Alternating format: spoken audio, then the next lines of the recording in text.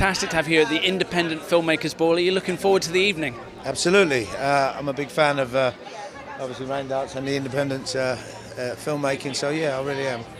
What do you think audiences get from independent cinema they don't maybe from mainstream blockbusters?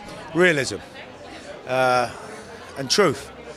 Obviously, to make a low-budget independent movie, it's a lot tougher than making a big Hollywood studio movie. So it's always nice to see what independent filmmakers can create, because I think a lot of the big movies that we see obviously evolved from independent movies. So it's always exciting to see independent movies. Is there a specific independent filmmaker or film that you'd point to as a specific inspiration, a great example of what the industry can do? Yeah, Nick Love, Guy Ritchie and Alex Durakoff. I've worked with two of them. I haven't worked with Guy, but they were all started off as independent filmmakers and they've turned into phenomenal directors, you know, some of our best. What are you working on at the moment? I believe we're going to see you on the new series of 24, is that true? Yes, it's true, but I'm not allowed to say too much about it. Just I've got some scenes, what have I been told? Let me think. Fox has said I'm allowed to say I've got some scenes with Kiefer Sutherland. And my character name is Basher. So yeah, I think it premieres 7th or the 6th of May sometime, and yeah, I'm excited to be doing it. We're still shooting it at the moment. Shooting finishes in June, so yeah, it's a lot of fun. Why do you think Jack Bauer is a character that audiences just can't get enough of?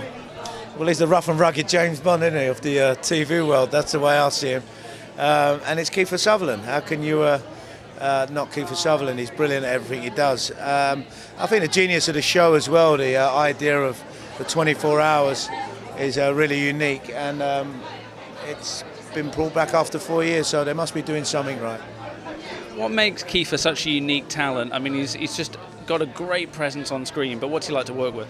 He's really generous. I like Kiefer. He's been really generous with me, and he's on point. He does what he does in 24 brilliantly as Jack Bauer. He does it really well. He's very quick. There's not a lot of rehearsals with Kiefer. It's just you come in, you rehearse once, and you get on with it. And he's terrific with all the fight stuff. He really is.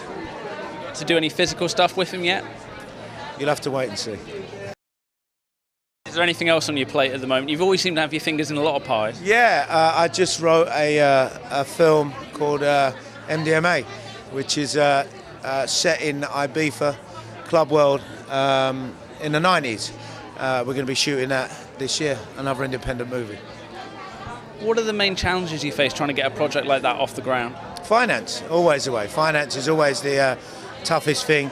Attaching credible HODs, you know, people that are involved in the film industry, is always tough as well, because the current climate of the British film industry is really tough. People are making credible movies for like 100 grand, and if you're trying to raise a couple of £1 million to make a movie, it's always difficult. But you know, we've got help with EIS, and I can feel slowly people are starting to have a lot more faith in British independent film. So. There's been a lot of debate over the last few years about the level of government support for the film industry here in the UK. How do you feel about that? Do you feel there's enough being done to support particularly independent cinema? Well, it's always, sometimes it can be a grey area with tax breaks and government support, because, you know, I've been in situations where things have changed at the 11th hour. You know, people are funded through government schemes, and all of a sudden the government changes their policies and stuff. But I can feel now, if they stick to what they're doing and they set their help out and stick to it and give people enough time to capitalise and benefit from it, I think we'll be all right. And how important are organisations like Raindance and the Raindance Festival? Always important. I did my first short film before I was even known, or before I really started acting. Even before I had an agent, I did a film that was entered into Raindance called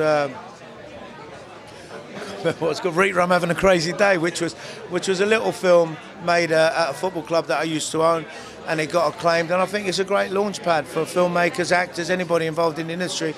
It's always great to have something like the Raindance Film Festival that supports independent film and up and coming new talent across the board.